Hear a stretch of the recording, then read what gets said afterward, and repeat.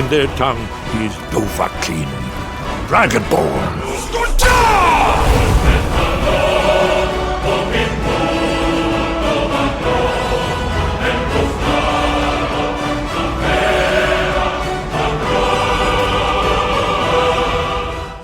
What's going on YouTube? This is Hero Stormwolf and welcome back to another Skyrim mods video. This time we're going to be checking out a few mods from the game Darksiders, as well as 2 immersion mods and a power mod. The first one I'm going to talk about is the mod you see on the upper left hand corner. It is the Matter of Time mod, and what this is it adds a clock to your UI so you can see what day it is, what time it is, and stuff like that without pressing the back menu and stuff like that. It's not going to be too useful for a lot of people, but I like it because it keeps me actually on a clock, sort of say, so I can know what time it is or where I'm going, or if there's a quest that needs to be done in a certain amount of time and stuff like that. So again, this mod's not in particular for everybody, but I do find it very useful.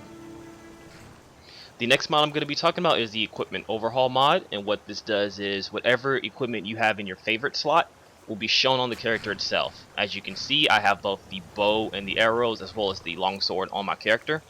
If I was to equip, say, a greatsword, it will also show up on my character as well.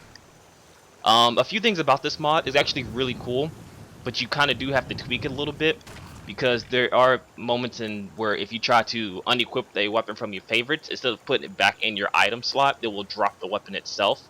So just be aware of that. All in all, I do like this mod. It does add a bit of immersion to the game. So if you like a barbaric warrior or a very a very weapon-heavy character, you will enjoy this mod. So right after this, there's one more mod I'm going to show off. It is the Maximum Drive power, and what this does is after you install the mod, it gives you a new power called Maximum Drive from the game Final Fantasy VII. There's 3 variations of the mod itself. The first variation is a single strike. The second variation is another single strike but in a different direction. And if you press it once more, you'll get the double attack. Now, be warned when using this mod, because this power is pretty powerful. You see what I did there? But anyway, it is pretty powerful, so I do suggest you tone up the difficulty about 1 or 2 notches if you plan on using this power a lot, just to counterbalance of how powerful it is. So after this, I will take you to inside of Whiterun with a different character so I can show off the other mod. Next up is the final mod that I'm going to be showing off for today. It is the Darksiders 2 Abyssal armor. This is Death's armor in the game. This comes with a helmet, body armor, gauntlets, and boots. This is craftable under the Daedric smithing.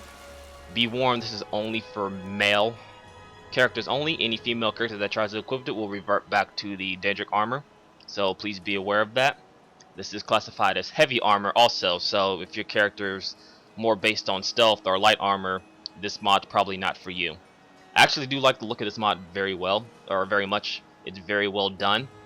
Don't worry about the texture thing about the helmet. It's only like that after you craft it, but once you actually put it on the character, it's going to show all the details and stuff like that.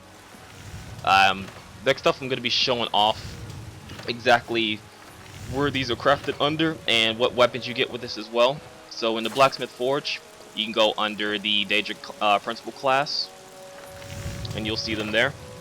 Now notice that some of them say SB and SB Beast. That means that SB is your standard model textures within Skyrim. So if you don't use any other body textures and stuff like that, you want to use the SB armor sets. SB Beast is basically the beast characters in Skyrim, such as your orcs or the cat people. I cannot pronounce their name. So if you use a character like that, those are for you. You want to craft those because they'll actually look better. Another thing is, if you're going to use this armor, I wouldn't try and mix and match it too much with other armors, because you will get clipping issues and stuff like that.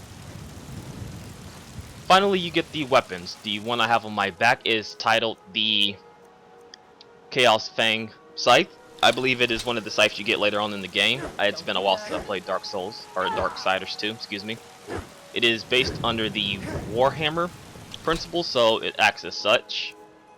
There is the scythe and the sword version of it. The sword version the sword version of it I couldn't get it to work well, so please be aware of that.